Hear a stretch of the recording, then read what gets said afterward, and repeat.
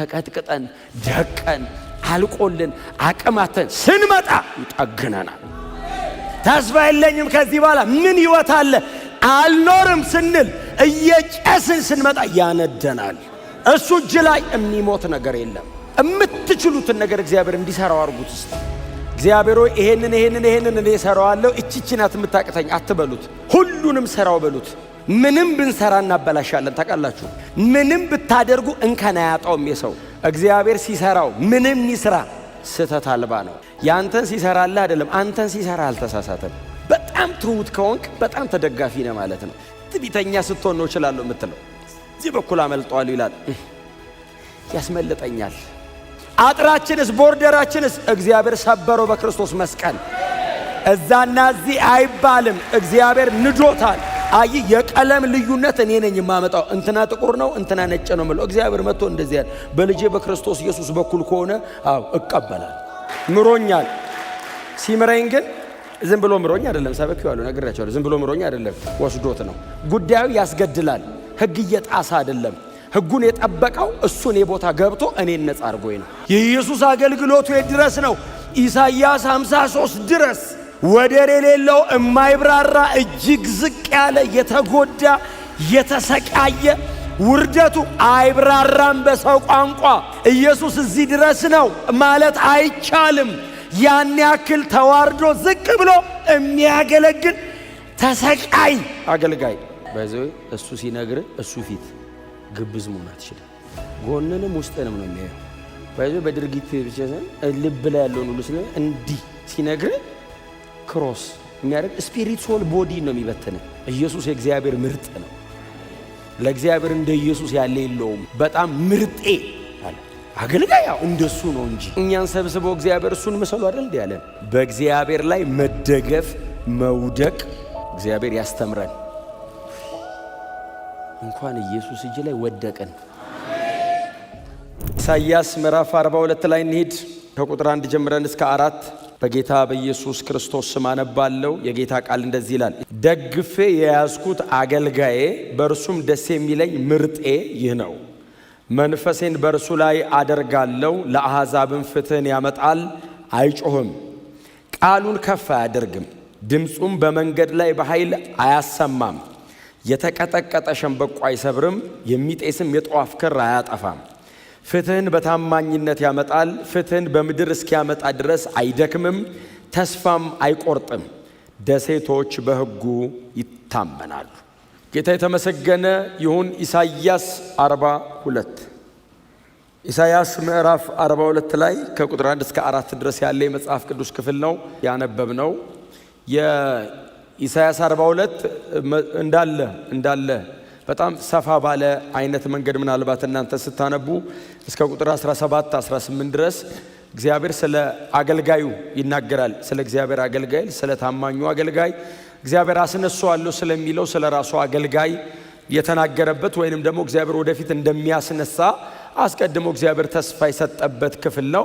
እግዚአብሔር አገልጋይ አለኝ፣ አገልጋይን አመጣለሁ፣ አገልጋይን አስነሳለሁ፣ አገልጋይ ላይ መንፈሴን አደርጋለሁ፣ የሚያገለግለኝ አገልጋይ ደግሞ እንደዚህ አይነት ነው ብሎ እግዚአብሔር የሚያመጣው አገልጋይ ምን አይነት እንደሆነ ራሱ እግዚአብሔር በመንፈሱ ኢኩፕ እንደሚያደርገው፣ በመንፈሱ እንደሚሞላው፣ በመንፈሱ እንደሚያስታጥቀውና አገልጋዩ ሲያገለግል በምን አይነት መንገድ እንደሚያገለግል በጣም በተብራራ መንገድ ያስቀምጣል።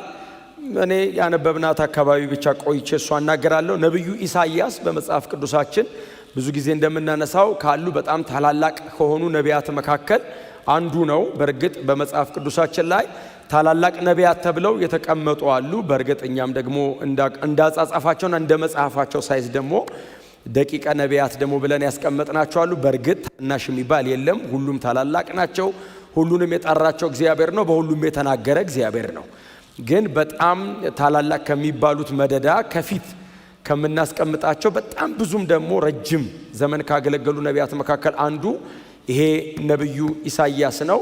ከግማሽ ምዕተ ዓመት በላይ እግዚአብሔርን የማገልገል እድል የነበረው ታላቅ አገልጋይ ነው። በፍጹም ታማኝነት እግዚአብሔር በሱ በኩል የሚያመጣውን መልእክት ለዚያ ዘመን ለነበረው ሕዝብ እንደ እግዚአብሔር መልእክተኛ በሕዝቡ ፊት ቆሞ በጣም ፌዝፉሊ አገልግሏል። በጣም ዋጋ ከፍሏል። በጣም ትልቅ ክብርም አይቷል። እጅግ ደግሞ በጣም ብዙ ውርደቶችን አይቷል። እንደ አንዳንድ የአይሁድ ታሪክ ዘጋቢዎች ከሆነ በንጉሱ ምናሴ ዘመን ኢሳይያስ በመጋዝ ለሁለት ተሰንጥቆ ነው የሞተው ይላሉ። ዕብራውያን 11 ላይ አንዳንዶች በመጋዝ ተሰነጠቁ የሚለው ለነብዩ ኢሳይያስ ነው ይላሉና በንጉሱ ምናሴ ዘመን እኩል እንደዚህ ማለት ነው። በጣም ከባድ ነው አይደል? ማሰብ አይቻልም። አሁን በህይወት የቆመ ሰው በመጋዝ መሰንጠቀን እንደው ላወራው ይችላል እንጂ ኤክስፔሪየንስ ያደረገ የለም፣ ያው በዛ ሰዓት ወደ ጌታ ስለሚሄድ እና በመጋዝ ተሰንጥቆ እስከ መገደል ድረስ ደግሞ በጣም የተዋረደ ነው። በጣም እንዲከበር ያደረገው መልእክቱ ነበረ፣ እንዲዋረድም እንዲሰቃይም በዚህ መንገድም ይፍን ደግሞ ሞትን እንዲቀምስ የሚያደርገው መልእክቱ ነው። መልእክታቸው ሲያከብራቸው ይከብሩ ነበር። መልእክታቸው ደግሞ የሚመርጠላቸውን ቦታ ደግሞ እሺ ብለው ይቀበሉ ነበርና መልእክቱ በጣም አንግሷቸው በጣም በትውልዳቸው መካከል በተለይ ኢሳይያስ ረጅሙን ዘመኑን ያሳለፈው ኢየሩሳሌም የንጉስ ሕዝቅያስ አማካሪ ሆኖ ነው። የሚገርማቸው ያሳለፈው ብዙውን ጊዜውን ያሳለፈው የንጉሱ ሕዝቅያስ አማካሪ፣ በትንቢት የሚቀጥለውን ዘመን ይነግረው ነበር፣ በትንቢት ይመክረው ነበር፣ በትንቢት የመንግስቱን አስተዳደር ምን አይነት ማድረግ እንዳለበት ኢቭን ሰውየውን ያስተምረው ነበር እና በጣም ትልቅ ሰው ነው ኢሳይያስ። በጣም ትልቅ ሰው ነው። እድሜውን ብቻ ሳይሆን የአገልግሎት ስፋቱ በጣም ትልቅ ነው እና በጣም ወርቃማ የሚባል አገልጋይ ነው። ክብር ለእግዚአብሔር ለአምላካችን ይሁን እና ብዙ ዓመታትን ማገልገል ችሏል። ከምዕራፍ 1 እስከ ምዕራፍ 39 እና ከምዕራፍ 40 እስከ ምዕራፍ 66 የኢሳይያስ መጽሐፍ በእነዚህ ሁለት ክፍሎች በዋናነት ይከፈላል። ይሄኛው ደግሞ ኢሳይያስ ልክ እንደ ዘካርያስ ሁሉ በጣም መሲሐዊ ነው አይደል? በጣም መሲሐዊ ነው። እንደውም እንደሚሉት የብሉይ ኪዳን ወንጌላዊ ነው የሚሉት ኢሳይያስ። የሚገርማቸው የብሉይ ኪዳን ሊትራሊ ወንጌላዊ ነው። ኢሳይያስ ኢየሱስን ባቀረበበት መንገድ በተለይ አንዳንድ ኢሳይያስ ያቀረባቸው ነገሮች የወንጌል ጸሐፊያን ኢየሱስን በአይነ ሥጋ በአካል የተመለከቱ ሰዎች እንኳን ኢሳይያስ ባየበት መጠን ማየትም መጻፍም እንኳን አልቻሉም። እሱ ገና ከ700 ዓመት በኋላ ስለሚመጣ መሲህ የተናገረበትን ያንን ያክል የወንጌል ጸሐፊያን እንኳን ሂስቶሪካል ኢየሱስን በአይን እያዩት ማለት ነው ያን ያክል እንኳን መጻፍ አልቻሉምና በጣም በጥልቀት ኢየሱስ ክርስቶስን እግዚአብሔር የገለጠለት ስለሚመጣው ስለ ጌታችን ስለ ኢየሱስ ክርስቶስ በስፋትና በጥልቀት እንዲጽፍም እንዲተነብይም እግዚአብሔር እድል የሰጠው ታላቅ አገልጋይ ነው። ክብር ለእግዚአብሔር ይሁን እና አገልግሎቱን ሰውየው የጀመረው 740 ቢሲ ዓመተ ዓለም 740 ዓመተ ዓለም ገደማ ነው። ንጉሱ ኦዚያን የሞተበት ዓመት ማለት ነው። እግዚአብሔር ተገለጠልኝ አለ ኢሳይያስ። መቼ ሲሉት ኦዚያን በሞተበት ዓመት። የድሮ ሰዎች አኪዩሬት እንቅጯን ዓመቷን ካላሉ በዛ ጊዜ የተከናወነ ትልቅ ነገር እንደ ታሪክ ማጣቀሻ ያቀርባሉ። በጣም ብዙዎቻችሁ ወጣቶች ስለሆናችሁ ረጅምም ስላልኖራችሁ በቀን በሰዓት በምናምን ታስቀምጡታላችሁ እናንተ። ግን አሁን የድሮ ሰዎች በጣም እድሜያቸው ገፋ ያለ ሰዎች መቼ ነው ሲሏችሁ ንጉሱ ያሉበት ሲባል ንጉሱ ያሉት መቼ ነው ተብሎ ከታሪክ ይጣቀሳል። ስለዚህ ኢሳይያስ ንጉስ ኦዚያን በሞተበት ዓመት እኔ አገልግሎት ጀመርኩ አለ። መቼ ነው ኦዚያን የሞተው ብላችሁ 740 ዓመተ ዓለም ላይ ነው። ስለዚህ 740 ዓመተ ዓለም ወደ ኋላ ሄዳችሁ ኢሳይያስ ጀመረ ማለት ነው። ጌታ የተመሰገነ ይሁን እና ምዕራፍ 42 ሁለተኛው የኢሳይያስ የመጽሐፉ ክፍል ነው አይደል? ሁለተኛው የኢሳይያስ የመጽሐፉ ክፍል ነው። ከምዕራፍ 40 ጀምሮ እስከ 66 ያለው በጣም ብዙ ጊዜ በአዲስ ኪዳን ተመስሎ የሚቀርበው ማለት ነው። ሙሉ መጽሐፍ ቅዱሳችን 66 መጽሐፍ ነው ያለው። ኢሳይያስ 66 ምዕራፍ ነው ያለው። ከምዕራፍ 1 እስከ ምዕራፍ 39 ልክ እንደ በቀደመው ኪዳን እንዳለው ሁሉ የእግዚአብሔር ጽድቅ፣ የእግዚአብሔር ፍርድ፣ የእግዚአብሔር ቁጣና በቀል በጣም በስፋት በኢሳይያስ 39 ምዕራፎች ላይ ተጠቅሷል። ከምዕራፍ 40 እስከ ምዕራፍ 66 ደግሞ ተስፋው የሚመጣው መሲህና አዲሲቱ ከተማ በጣም በስፋት ተተርካለች። ስለዚህ ብሉይና አዲስ እንደማለት ነው። በመጽሐፍ ቅዱሳችን ውስጥ ያለ የመጽሐፍ ቅዱስ ሰመሪ ማለት ነው። ኢሳይያስ መጽሐፍ የመጽሐፍ ቅዱሱ እጥርጥር ነው የሚባለው በአማርኛ ሰመራይዝ ሲደረጋውን 66ቱ መጽሐፍ 66ቱ ኢሳይያስ። ስለዚህ ጎናቸው ያለውን ሰው ኢሳይያስን አንብብ በሉት። እሺ ምዕራፍ 42 ከቁጥር 1 ጀምሮ ምንድነው የሚለው? እነሆ ደግፌ ያስኩት በእርሱ ደስ የሚለኝ የመረጥኩት አገልጋይ መንፈሴ በእርሱ ላይ አደርጋለሁ፣ ለአሕዛብን ፍትህ ያመጣል። እኔ ያስኩት አዲሱ መደበኛ ትርጉም ላይ እንደዚህ ይላል፣ ደግፌ ያስኩት አገልጋይ በእርሱ ደስ የሚለኝ ምርጤ ይህ ነው። እግዚአብሔር እየተናገረ ነው። እንግዲህ እንደነገርኳችሁ የነብይ መጽሐፍ ነው፣ የነቢያት መጽሐፍ ነው። ስለዚህ ትንቢት ነው አይደል? እግዚአብሔር እየተናገረ ያለው ወደፊት እማመጣው አገልጋይ አለኝ ያለ እግዚአብሔር። ምን አይነት አገልጋይ ነው ሲሉ ደግፌ የያዝኩት አገልጋይ ደግሞ ምርጤ ነው አለ እግዚአብሔር። የኔ አገልጋይ ነው አለ እግዚአብሔር። አሁን የእናንተ አገልጋይ ነው የሚል አይደለም አይደል ድምፁ። በእርግጥ የኛም አገልጋይ ነው፣ በኋላ እናየዋለን። ግን እግዚአብሔር መጣና እንደዚህ ያለ አገልጋይን አስነሳለሁ፣ ደግፌ የሚይዘው እኔ የምደግፈው በእኔ የሚታመን እኔ የምለውን ብቻ የሚያደርግ እኔን ለማገልገል ራሱን የሰጠ አገልጋይ፣ ደግፌ ያዝኩት አገልጋይ ምርጤ ይለዋል። የሚጠቀመው አንድ የዕብራይስጥ ቃል አለ። ኢሳይያስ ኤቤድ የሚል አንድ የሚጠቀመው የዕብራይስጥ ቃል አለ። ቃሉ ቀጥታ ሲተረጎም አገልጋይ የሚለው ሰርቫንት ሳይሆን ስሌቭ የሚል አይነት ነው የሚሆነው።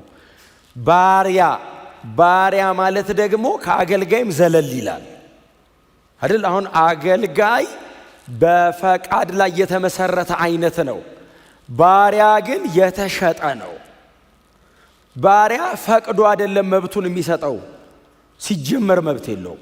እግዚአብሔር ይመስገን። አገልጋይ አሁን እኔ አገልጋይ ነኝ ካልኩኝ በእኔ በጎ ፈቃድ ላይ የተመሰረተ ለማገለግለው አካል ፈቃዴን ሰጥቻለሁ፣ ደስተኛ ነኝ፣ እወደዋለሁ እላለሁ። ባሪያ ከሆንኩኝ ግን በእኔና በባለቤቴ መካከል ያለው የባሪያና የጌታ አይነት ብቻ ሳይሆን የእቃና የባለቤት ደረጃ ሁሉ ሊሆን ይችላል። ስሌቭ የኦነሩ ፕሮፐርቲ ነው። እንደ ፐርሰን ሁሉ አይቆጥረውም። እቃ ሲመዘግብ ቋሚ አላቂ መሃል የ70 ዓመት ብሎ ይጽፈዋል። ከ70 በኋላ በጣም ያቅተዋል። 80 ላይ በጣም ይደክማል። እቃው አይታደስም።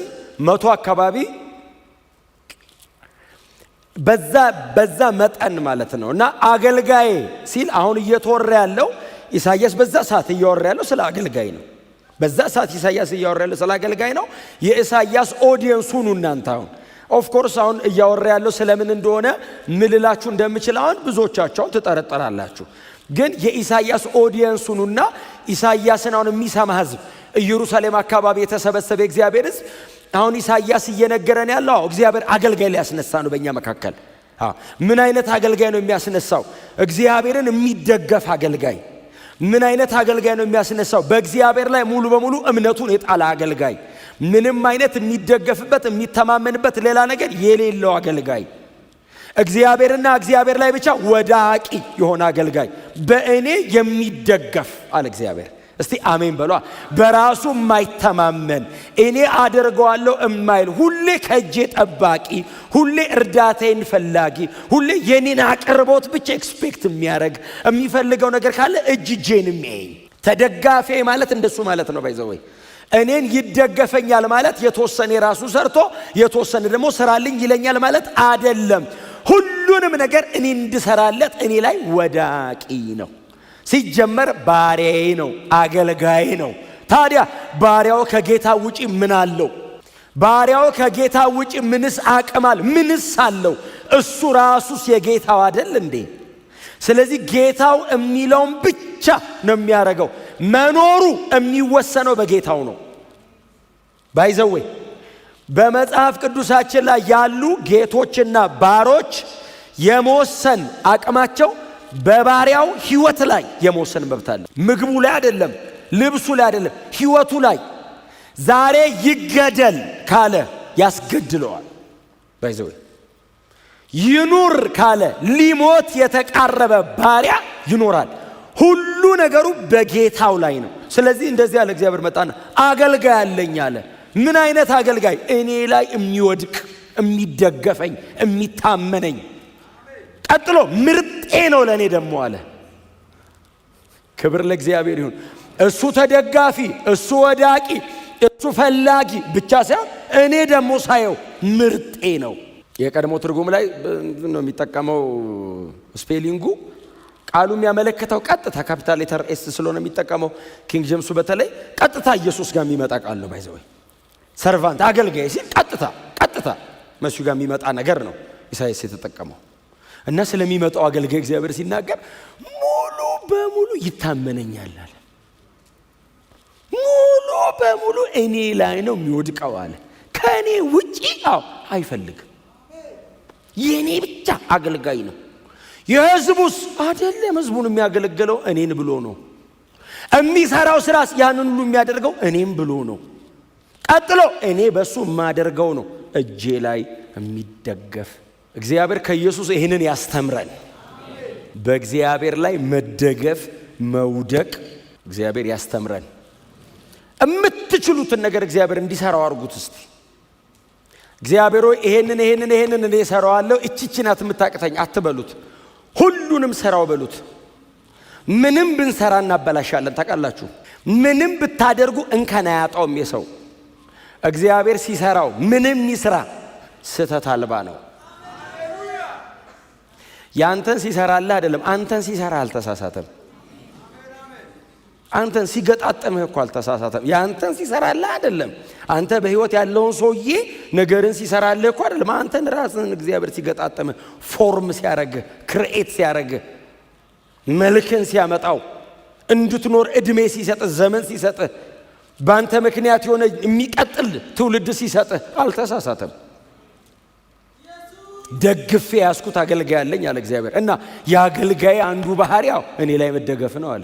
እንደዚህ አይነት አገልጋይ አለኝ አለ እግዚአብሔር። እግዚአብሔር የሚተማመንበት አገልጋይ፣ እግዚአብሔር የሚመካበት አገልጋይ አላው እኔ ደግፌ ያስኩት ነው። እንደ ኢየሱስ እግዚአብሔር ላይ የሚደገፍ የለም። በአባቱ አባቴ ሲያደርግ ያየሁትን ብቻ ነው ማድረገው እኮ ነው የሚለው። ከአባቴ ውጭ ማንንም ፈቃድ አላረግም ይላል። አባቴ አርግ ብሎኛልና አደርጋለሁ ይላል። ተሰብስበው ሊገሉት ሲሉ አባቴ ካልፈቀደለት በቀር ማንም ሰው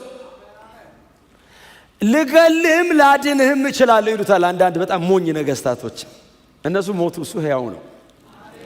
እና እንደዚህ ይሉታል፣ ልገልህም ላድንህም እችላለሁ ሲለው ካልፈቀደልህ በቀር አለው። ጲላጦስ አያውቀውም። ማን ነው አለ እንዴ ፈቃጅ? የኔ አባት። እና አገልጋዩ ስለሆንኩኝ ያው ግደለው ካለ እኔ ፈቃደኛ ነኝ፣ እሞታለሁ። እሱ ብቻ ግደለው ይበልህ ካላለህስ ታቀኛለህ። ክብር ለኢየሱስ ይሁን። ኢየሱስ የእግዚአብሔር አገልጋይ ነው። ታማኝ አገልጋይ ነው። ፍጹም አገልጋይ ነው። በሙላት ተዋርዶ አባቱን ያከበረ እውነተኛ አገልጋይ ኢየሱስ ብቻ ነው። ፓርሻል ነው። ሌላው በሙሉ ብለርድ እያደረገ ነው የሚያገለግለው። ኢየሱስ ፉሊ ሰሚት አድርጎን ያገለገለው ምንም እንከን በሌለው ትህትና፣ ሊብራራ በማይችል መዋረድ ዝቅ ብሎ። በጣም ትሁት ከሆንክ በጣም ተደጋፊ ነህ ማለት ነው። ትዕቢተኛ ስትሆን ነው እችላለሁ የምትለው። አንዳንድ ሰው እንደሱ ይላል፣ እዚህ በኩል አመልጠዋል ይላል፣ ያስመልጠኛል። እስቲ አሜን በሉ። መሮጥ ስለማትችል አይደለም፣ እጁ ላይ ውደቅ እስቲ። ሮጠ የምታመልጠውን ብድግ አድርጎ ቁጭ ቢያደርግህ አንተም ድካም ይቀንስልሃል፣ ልፊያውም ይቀንስልሃል። ትንሽ ታቤ በኋላ ከመቀጣትም ያድንሃል። ቀጥሎ እግዚአብሔር እንደዚህ ያለ እሱ እኔ ላይ የሚወድቅ እና በእኔ የሚተማመን እኔ ላይ የሚደገፍ ብቻ አይደለም። እኔ ደግሞ እንደዚህ ሳይሆን ምርጤ ነው። ኢየሱስ የእግዚአብሔር ምርጥ ነው። ለእግዚአብሔር እንደ ኢየሱስ ያለ የለውም። በጣም ምርጤ አለ። አገልጋይ ያው እንደሱ ነው እንጂ እኛን ሰብስበው እግዚአብሔር እሱን መሰሉ አይደል እንዴ ያለን። እናገለግልሃለን አለው ተሰብስበን። አገልግሎት ታውቃላችሁ፣ እዚህ ጋር ቆሞ መስበክ ምናልባት አንዷ ልትሆን ትችላለች እንጂ ዋናው አገልግሎት ህይወታችን አይደል። እናገለግልሃለን ሲሉ የሱ አይነት እኔ የምፈልገው የሱ አይነት ካልሆንስ አልፈልግም። በሌላ አይነት ታይፕ ብናገለግልህ እንደው አልፈልግም። የሱ አይነት ብቻ ምርጤ፣ ሁለንተናዬን ተረድቶ ያገለገለኝ ባሪያዬ፣ አገልጋዬ፣ ምርጤ፣ የተመረጠ ነው፣ የኔ ነው። መጽሐፍ ቅዱስ ላይ በጣም ታማኝ ሎሌ የነበራቸው ሰዎች ነበሩ። ለምሳሌ አንደኛው ሚስት አምጣለት የተባለው ኤሌዘር በጣም ምርጥ እንደሆነ ታውቃላችሁ። አረጋዊው የሚል ቃል አንብባችኋል። አብርሃም ቤት ባሪያ ሆኖ አረጀ። ምን አይነት ፌዝፉልነስ ነው! እድሜውን ከፈለ። ታውቃለህ፣ በልጅነቱ እኮ ነው ያገኘው አብርሃም እና አረጀ አብርሃም ስር እና አረጋዊ አርጅቶ ባሪያው ነው። አብርሃም ና አለው። አቤት ሲለው እጅን እዚህ ታፋዬ ጋር ጭኔ ጋር አርጋ ነው አስምልሃለሁ አስማለሁ። ሂድና ለልጄ እንዲህ አርገልኝ። ከተመረጡ አገልጋዮቹ መካከል ዋናውን ጠርቶ ነው የሚለው፣ የተመረጠ ነው። አብርሃም ግን የሆነ ቀን አለው ታውቃለህ። ኤሌዘርን ወደ ውጭ ውጣ ብሎ የሚጸልያ ጸሎት አለች።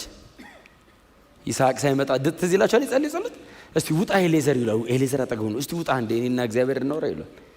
እግዚአብሔር ሆይ ያለ ልጅ ይሄድኩ ይሄ ሰው ሊወርሰኝ ነው።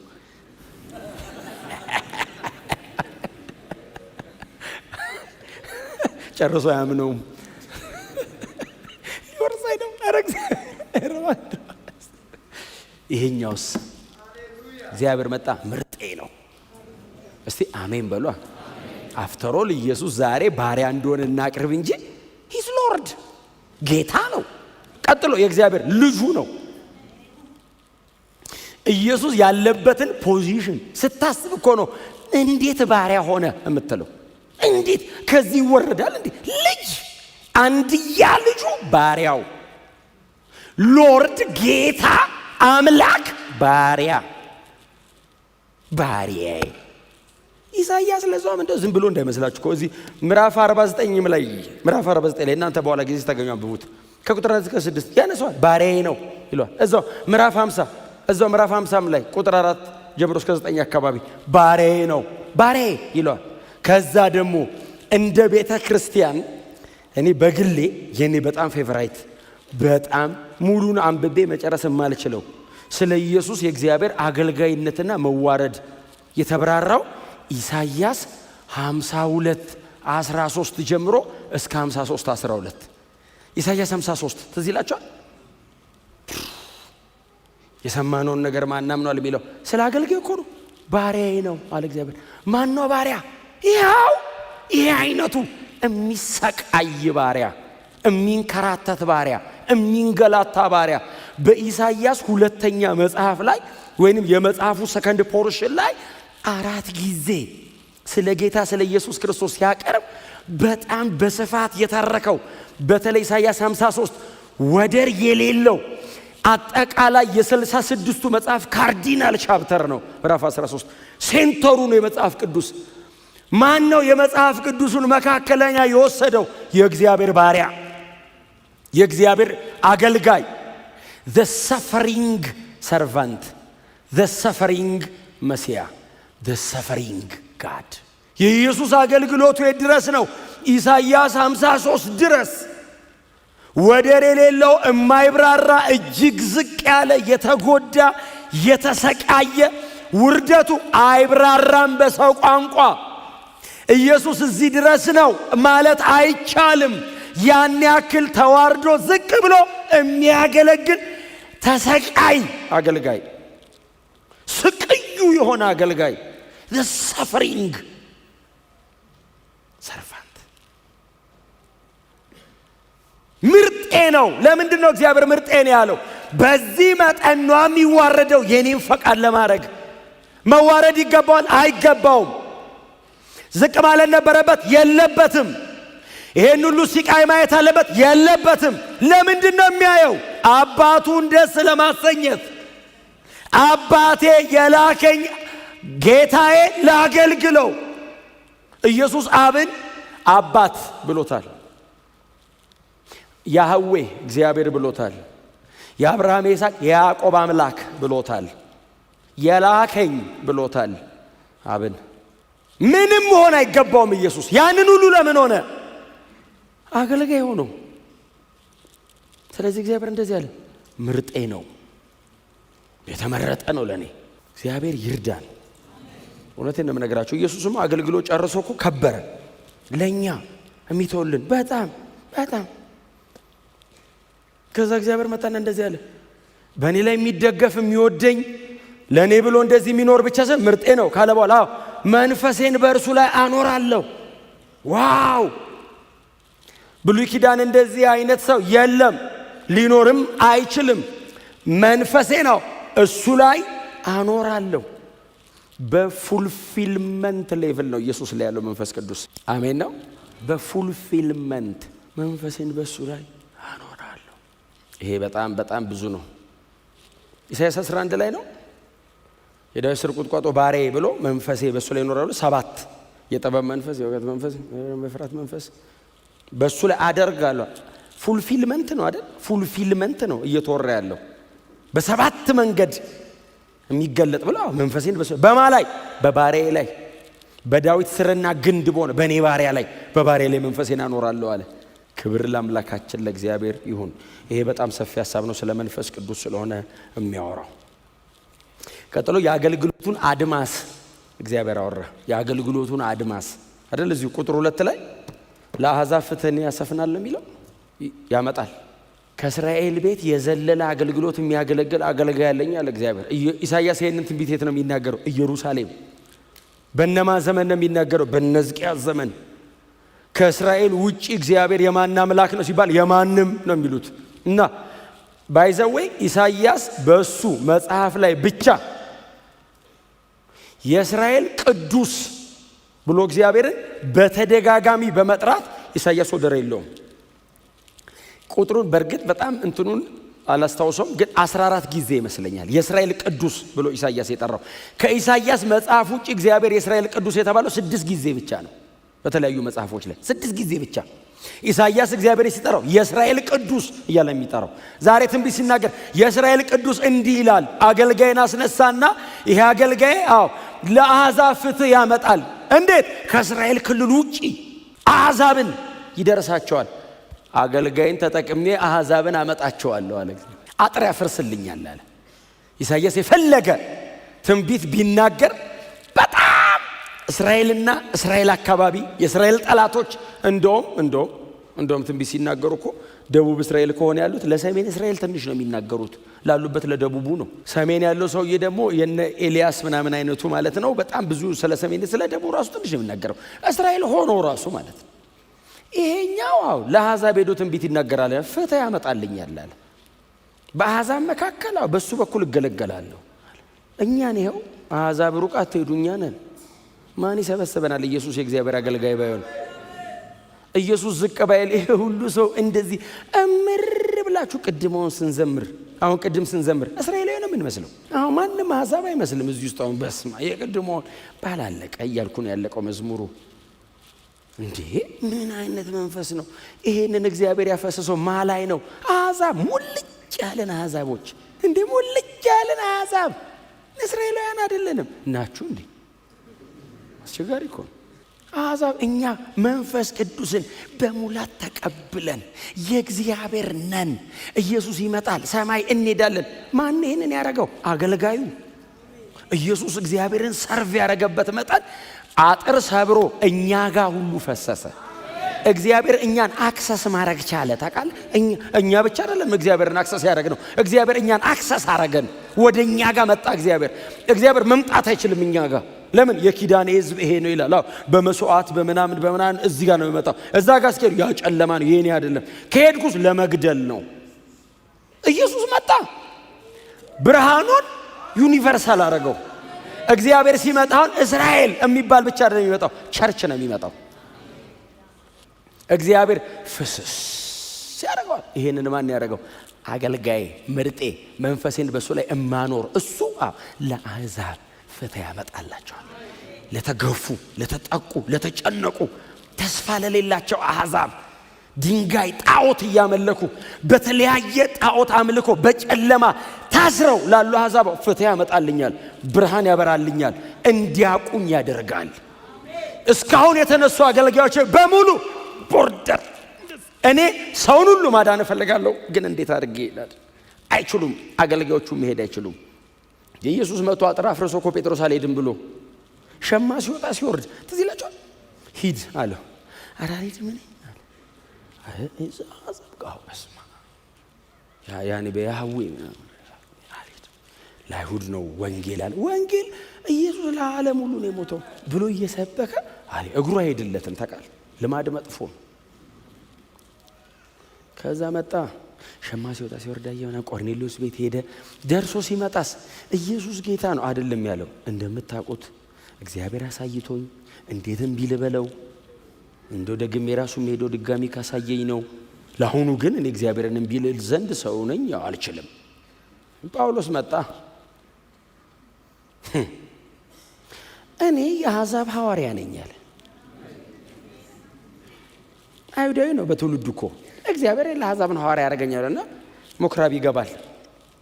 ሰበክ ሲያደርግ አንቀበልም ሲሉት ጫማውን አድርጎ ወደ ተመረጡት ሄጃለሁ ብሎ ወደኛ። ኢየሱስ ጌታ ነው። እኔ አይደለም ያልኩት፣ ከሐዋርያ ሥራ ላይ እኮ ያለው። ወደ ተመረጡት እነማን ናቸው የተመረጡት ይላሉ። አይሁዳውያን፣ ግሪካውያኑ፣ ሮማውያኑ፣ አሕዛቡ እዛ ጨለማ ውስጥ ያሉት ነው። እነሱን ማዳን እግዚአብሔር ፈልጓላ። ወደ ገዛ ወገኖቹ ይሄው መጣ። እምቢ አላችሁት፣ ይሄው ወደዛ። አጥራችንስ ቦርደራችንስ እግዚአብሔር ሰበረው በክርስቶስ መስቀል። እዛና እዚህ አይባልም፣ እግዚአብሔር ንዶታል። ኢየሱስ ጌታ ነው። በደጅ ሩቅ ያለነውንም ጠራ፣ ውስጥ ያሉትንም አመጣ፣ ከሁለቱ አንድ ሰው። ይህንን ያደረገለት ማን ነው? አገልጋዩ፣ ባሪያው፣ ልጁ ኢየሱስ መስቀል ላይ ሲሞት አፈረሰው። በምድርና በሰማይ መሃል ያለ ብቻ አይደለም፣ ጎን ለጎን የነበረውን አፈረሰው። የአሕዛብ አደባባይ የሚቆሙት ሰዎች መሃል ቅድስተ ቅዱሳን እንዲገቡ አረጋቸው። ከእግዚአብሔር ጋር ያለን ተስተካከለ። ወደ ጎን ቦርደር የሚባል ነገር ተሰበረ። አይ የቀለም ልዩነት እኔ ነኝ የማመጣው፣ እንትና ጥቁር ነው እንትና ነጭ ነው ማለት። እግዚአብሔር መጥቶ እንደዚህ ያለ በልጄ በክርስቶስ ኢየሱስ በኩል ከሆነ እቀበላል። ለአሕዛብ ፍትህ ያመጣል። እማመጣው አገልጋይ ኢሳይያስ ይህን ሲናገር ህዝቡ እንደዚህ ያዩትና ይሄ ሰውዬ መቼስ አንድ ቀን እግር ጥሎት ይሄን አገልጋይ ልሁን ብሎ አሕዛብ ጋር አይሄድም ይላሉ። ኢሳይያስ ራሱ በፍጹም እግር ጥሎኝ አሕዛብ ጋር አልሄድም እና የሚነሳ አለን ያለኝ እግዚአብሔር ሲያገለግል የኔ አይነት እንዳይመስላችሁ አላቸው። እንዴት? በመንፈስ የተሞላ ነው። እኔ ትንቢት የምናገረው መንፈስ ቅዱስ ወርዶብኝ ነው። ከዛ ተንብዬ ስጨርስ ተመልሶ ሄድና ኖርማል ሰው ሆኜ የቅድሙ ኖር ይቀጥለዋለሁ። ይሄኛው አገልጋይስ መንፈስ ይኖርበታል። የእግዚአብሔር መገለጫ ነው። የአብ ትክክለኛ መታያ ነው። ይሄንን የሚያደርገው በመንፈስ ቅዱስ ታግዞ ነው። ስላሴ ነው የሚንቀሳቀሰው። እሱ ሲያገለግል አባቱ በሰማይ አለ፣ እሱ በምድር አለ፣ መንፈስ ቅዱስ በሱ ይታያል። እስቲ አሜን በሏ። እንደኛ እንደዚህ በጣም እየጋረደበት አይደለም ያገለግለዋል። የአገልግሎቱ ባህሪስ የተቀጠቀጠ ሸምበቆ አይሰብርም፣ የሚጤስ ጧፍ አያጠፋም፣ ተስፋ አለው እጁ ላይ። እስቲ አሜን በሏ። እኛ እኮ ደህና ሸምበቆ እንሰብራለን፣ እሱ ተቀጥቅጦ ያበቃለት እጁ ላይ ሲመጣ ያስተካክለዋል። የተቀጠቀጠ ሸምበቆ አይሰብርም። ያለቀለት እሳቱ ሄዶ እየጨሰ ያለ ጧፍ ያበራል። አገልግሎቱ በጣም በትህትና ነው። ሰርቭ የሚያደርገው አባቱን ብቻ አይደለም እኛንም ነው። እኛንም ሰርቭ ያደርጋል። ተቀጥቅጠን ደቀን አልቆልን አቅማተን ስንመጣ ይጠግነናል።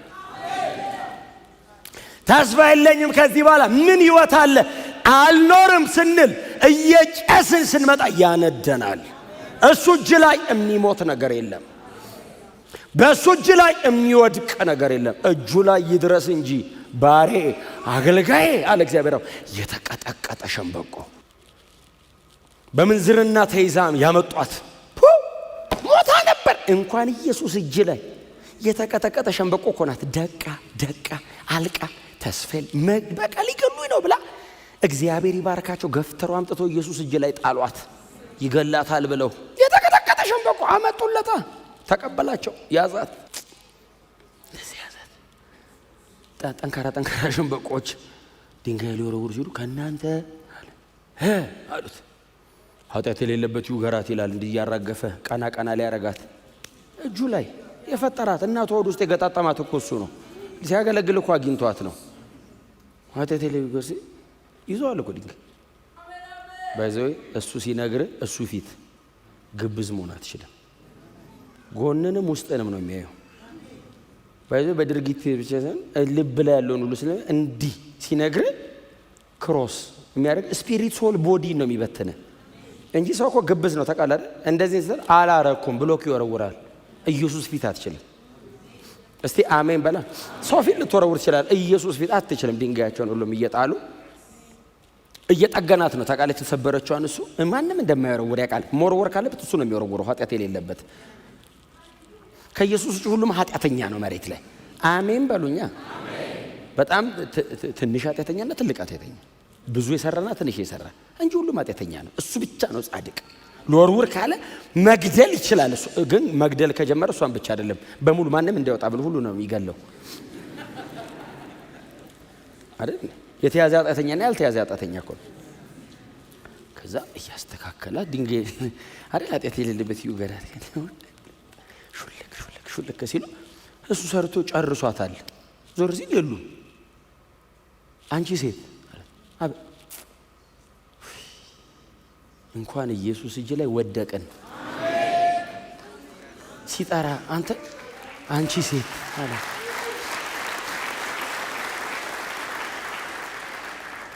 ያ የተቀጠቀጠ ሸንበቆ እንደማይሰብርም ታውቀው። አንቺ ኃጢአተኛ ብሎ አልጀመረም። አንቺ ሴት ማለት አቤት ከሳሾች ሼት አሉ ማለት እሷ ራሱ መታጠፊያው ጋር ራሱ የሉም ተቃላ አሯሯጣቸው። ደም የድሮ ሰው ሲሮጥ ፈጣን ነው እንጂ ጌታ ሆይ ሁሉም የሉም ሄደዋል አይደለች። በጣም ተስፈኛ ቃል ነው ሄደዋል ስትል እኔም አልፈርድብሽም፣ ደግመሽ ኃጢአት አትስሪ፣ በሰላም ሂጂ። የተቀጠቀጠ ሸንበቆ አለመስበር አይደለም አቃንቶ ቀጥ አርጓት። ባይዘወይ ሌላ አገር ሂጂ አይደለም ያላት፣ እዛው እነሱ ሰፈር ነው ተመለሰ ሄደችው። እዛ ሰፈር ዘድንጋይ እንደዚህ ያረጉ ያመጧት ሰዎች መሃል እዛው ምኩራብ ውስጥ የዳብራ ህግ ሲሰማ አንቺ ሲሉ ኃጢአት የሌለበት የሚለውን ሰምተሃል? የተያዘና ያልተያዘ እኔን ደግሞ የጣልከኝ ኢየሱስ እጅ ላይ ነው። ፈራጅ ከሆነ እሱ ነው ፈራጅ፣ እሱ ነው ሂጂ ያለኝ ምሮኛል። ሲምረኝ ግን ዝም ብሎ ምሮኝ አይደለም። ሰበክ ያለው ነግራቸዋለሁ። ዝም ብሎ ምሮኝ አይደለም፣ ወስዶት ነው። ጉዳዩ ያስገድላል። ህግ እየጣሰ አይደለም። ህጉን የጠበቀው እሱ እኔ ቦታ ገብቶ እኔን ነጻ አድርጎኝ ነው። አገልጋይ ነው፣ የተዋረደ ነው እንጂ እግዚአብሔርን በቃ አንተ አልክ ትቼዋለሁ ብሎት አይደለም። እግዚአብሔር ኃጢአት ላይ ፔናልቲ ሲሪየስ ነው እና እሱ ገብቶልሻል አንቺ ውጪ፣ እሱ ይቀጣል ነው። ወስዶላት ነው። አልፈርድብሽም ማለት ሂጂ። እንዴ ስንት ሰው አለ መጽሐፍ ቅዱስ በዚህ አይነት ታሪክ ባላቸው ሰው የተሞላ አይደል እንዴ? ያቺስ ሽቶ እግሩ ላይ ያፈሰሰች የዛ አይነት አይደለች እንዴ? ሮጣ መታኩ ሽቶ ይዛ ስገባ እግሩ ላይ ስደ ምንድነው ያሉት? እዛ የተሰበሰቡት ፈሪሳውያን ደግሞ ይላቸዋል እኮ አሁን ይሄ ሰውዬ እንደው በእውነት ትክክለኛ ሰው ቢሆናች ሴት ማን እንደሆነች አያውቅም? ያውቃል፣ እያወቀ ነው።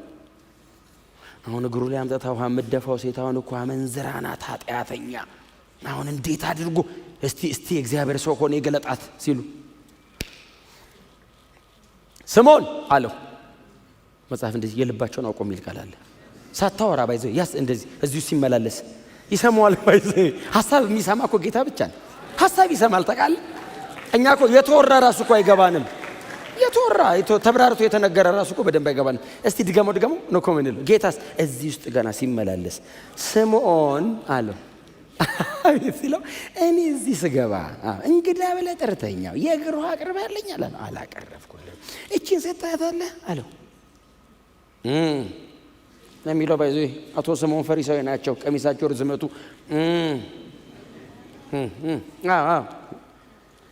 ከገባሁበት ሰዓት ጀምራ እግሬን በሽቶ እያጠበች በእንባዋ እያራሰች በፀጉሯ እያበሰች ነው። ብዙ ይቅር የተባለ ብዙ ያደርጋል። ካንተ በላይ እሷን ነክቻታለሁ አለው። ስላላወቅኳት አይደለም ምሪያት ነው። እስቲ አሜን በሉ።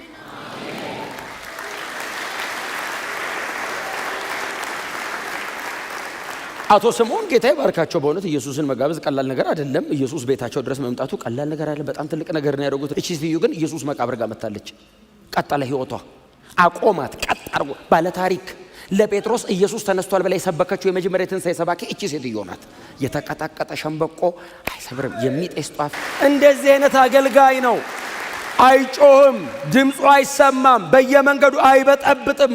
ጸጥ ብሎ ነው የሚሄደው። የሰው ህይወት ግን ይቀይራል። የሰው ታሪክ ግን ይቀይራል።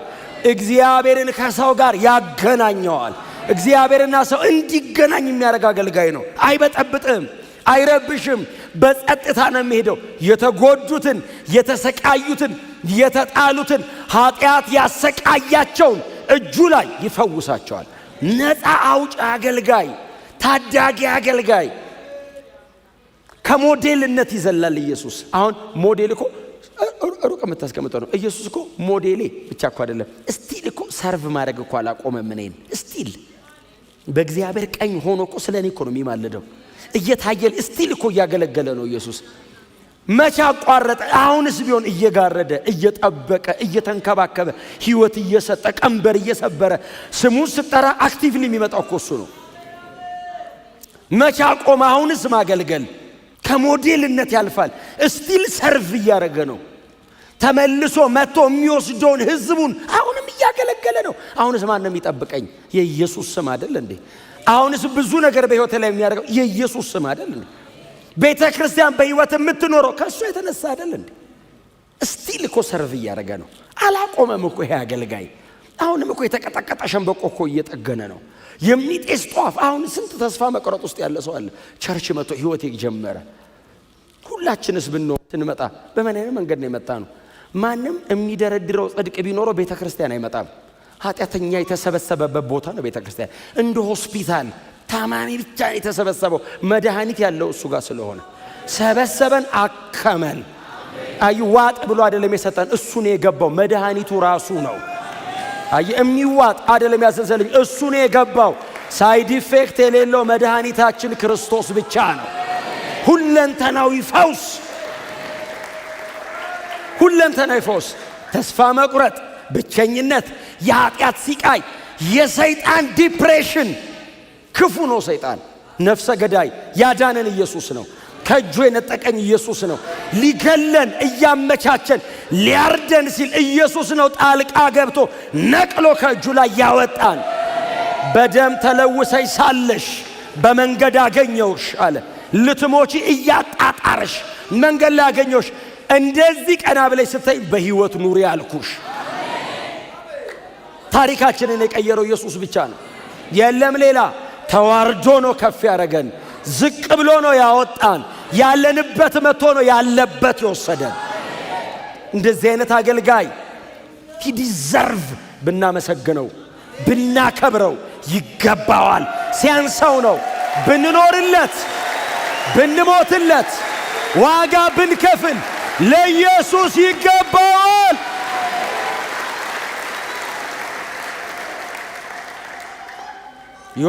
የሆነው በሱ ነው። ማንም የሚመካበት ነገር ያለው የለም እዚህ ቤት። ኢየሱስ ተዋርዶ ያከበረው ነው እዚህ ያለው። ኢየሱስ ዝቅ ብሎ ከፍ ያደረገው ነው እዚህ ያለው። የኔ አገልጋይ አለ እግዚአብሔር። የተሰበረ ሲያገኝ ይጠግናል። የተቀጠቀጠ ሲያገኝ መልሶ ያቆማል። የጠፋ ሲያገኝ ያበራዋል። የሚጤስ ሲያገኝ ያቀጣጥላል። ባሬ አገልጋይ እንደዚህ አይነት ነበር የምፈልገው አለ። ክብሩን ትቶ የሚያከብር። ለኔ ብርሃን የሰጠኝ እኮ እሱን ነው። ህይወት የሰጠኝ እኮ ሞቶልኝ ነው። ቀልድ ነው እንዴ? እየተጫወተ ነው እንዴ? አይደለም። ህይወት እኮ እየከፈለ እኮ ነው ያገለገለው። እኔም በህይወት ኑር ሲለኝ እኮ ኮንፌስ አይደለም እኮ ያደረገው እኮ ኢየሱስ ሞቶ እኮ ነው የሰጠኝ። ፕራክቲካል እኮ ነው ኢየሱስ፣ ፕራክቲካል ነው። ሰማይ ሆኖ በህይወት ኑሩ እኮ አይደለም እኮ ያለ፣ ሞቶ እኮ ነው ኑሮ ያለን። ኢየሱስ ሰጥቶ ሞቴን እኮ ወስዶ ነው። ሞት የማያውቅ አምላክ የሞቶ እኮ የኔን ነው። የኔን ሞት እኮ ነው የሞተው። አምጣ አለኝ። ምኔን? ችግሬን፣ ቀንበሬ አይደለም፣ ሞትህን አምጣው አለኝ። ታዲያ ልሙትልሃ፣ ከዛስ ህይወቴን እንካ። የዘላለም ህይወት የሚባል ያወቅነው በክርስቶስ ነው። አልነበረም። እሱ ሰጠኝ የዘላለም ህይወት እንዲሁ በነፃ። ሪተርን የማይፈልግ አገልጋይ። እኛ ስለተደረገልን እናመሰግነዋለን እንጂ እሱ እኮ እስቲ አመስግነኝ እንትን ላድርግልህ አይል። ዝም ብሎ ነው የሚያደርግልን። መቼስ ካልሞትክ በቀር በህይወት እያለ የዘላለም ህይወት የሚያክል ነገር ተሰጥቶ ዝም አትልም። ከእንደኛ አይነቱ ትልልቅ ሰው እንዳይመስል፣ ከህፃናትና ጡትን ከሚጠቡ አንደበት ለራሱ ምስጋና አዘጋጀ ተብሎ የተዘጋጀ ነው የምሰጠው። ማን ነው የሚሰጥ? ሕፃናት ጡት የሚጠቡ ከነሱ አንደበት ለኛ እንኳን ሊያብራሩና ሊነግሩን በማይችሉበት በዛ በጨቅላ ጩኸታቸው ያመሰግናሉ። አንድ በጣም ወደው ቃል አለ ነህምያ ላይ በበረከትና በምስጋና ከፍ ከፍ ያለውን የሚል እግዚአብሔር በበረከትና በምስጋና ከፍ ከፍ ያለ ሲጠራው ነህምያ የክብር ስሙ እኮ ነው። በበረከትና በምስጋና ከፍ ከፍ ያልክ ይገባዋል። ታርዷል። እግዚአብሔር አብ ኢየሱስን ያከበረው ልጁ ኢየሱስ ፈጽሞ ስለተዋረደ ነው። ፊልጵስዩስን እያጠና ያለ ልክ አይደል ይዝቅ ያለው? ያለ ልክ ለምንድን ነው ከፍ ያለው? በዚህ ምክንያት ነው የሚለው ቃሉ። ዝም ብሎ አከበረው አይልም፣ ዝም ብሎም ተዋረደ አይልም። መዋረዱ ምክንያት ነው፣ መክበሩ የተዋረደበት ምክንያት። በዚህ ምክንያት ነው እግዚአብሔር ያለ ልክ አከበረው ይላል። ያለ ልክ ሰማይ እኔ በጣም ወደው ራዕይ ምዕራፍ 5 በጉ ሲገባ ቪዥዋላይዝ አደረገዋለሁ። ዮሐንስ ቁጭ ብሎ ሲያለቅስ እግዚአብሔር አብ ከእጄ ላይ ማንም ይህን ሊወስድ አይችልም ሲል ብርቱ መልአክ ሊወስድ የሚችል እኛ ማለት ነን። ዮሐንስ እኮ ገብቶ ቁጭ ብሎ ትሮን ሩም ማለት ነው። ትሮን ሩም ዙፋኑ ያለበት ክፍል ውስጥ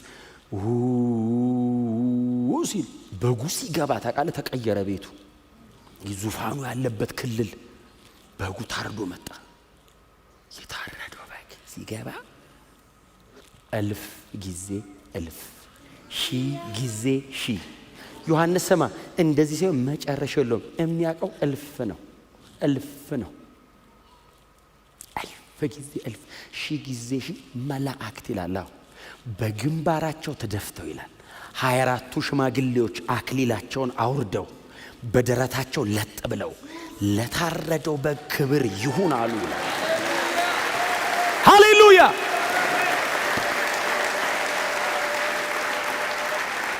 ዝቅ ብሎ ሰማይ አብ በዙፋኑ ላይ ሆኖ ያየዋል። ልጁን፣ ባሪያውን፣ መሲሁን ይህንን ሁሉ ኦፊስ የተሸከመውን ልጁ ነው፣ ባሪያው ነው፣ መሲህ ነው። አየው አባቱ ታርዶ ሲገባ በእግዚአብሔር አብ ፈቃድ በሰማይ ፍጡራን መካከል ሁሉ ተንበርክከው ለበጉ ሰገዱ። መጽሐፍ እንደዚህ ይላል፣ አዲስ ዝማሬ ዘመሩ ይላል። ሰማይ ተዘምሮ ያቅም ተዘመረ። ለታረደው በግ የሚል አዲስ ቅኝት፣ አዳዲስ መዝሙር የምትቀበሉ ዘማሪ በቃ እንዲህ ነው እንጂ መዘመር ለታረደው በግ አይደለም የሚለው። ከዛስ ሲሄድ ብቻውን ነው ሄደው። ሲመጣ ሁላችንም ከኋላው አለ። እንደዚህ አዩና ከነገድ፣ ከቋንቋ፣ ከሕዝብ፣ ከወገን ለአባት መንግሥትና ካህናት የሆኑ ዘንድ ዋጅተሃቸዋልና ክብር፣ ምስጋና፣ ባለጠግነት ትቀበል ዘንድ ይገባሃል። ብቻውን አይደለም፣ አብረኑ ገባን ሰማይ። እግዚአብሔር አብ እንዲህ አለ፣ አምጧቸው፣ የኔ ናቸው፣ በልጄ በባሬ በመሲሁ በኩል የመጡ ናቸው። ታርዶን ያመጣቸው። መጽሐፍ እንደዚህ ይላል፣ በጉ ስራውን ጨርሶ ዙፋን ላይ ተቀመጠ፣ ጨረሰ። እኛም ገባን። እንደዚህ አሉ፣ ለታረደው በግና በዙፋኑም ላይ ለተቀመጠው ኢየሱስ ከአብ ጋር ትሮን ሼር አረገ። እግዚአብሔር ወልድ ነዋ፣ ደግሞ መለኮት ነዋ። ስለዚህ ሲያመሰግኑት ምን አሉ? በዙፋኑ ላይ ለተቀመጠው ለአብ፣ ቀጥሎ ለበጉ እኩል ሰገዱ። ገበሬውን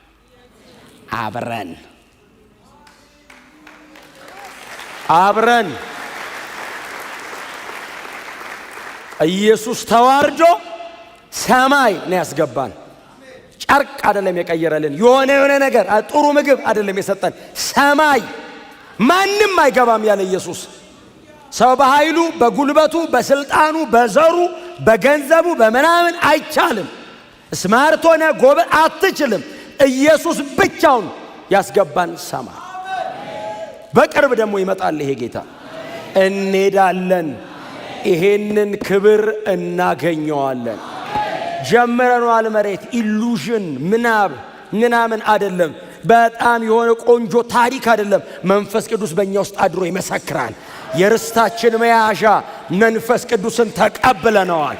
ቦርናጌን ኦፍ ኮርስ። በምን ታውቃለህ? መንፈስ ቅዱስ በእኔ ውስጥ አለ። ሌላ ማረጋገጫ አልፈልግም። መንፈስ ቅዱስ በእኔ ውስጥ አለ። የመንፈሱን ዋስትና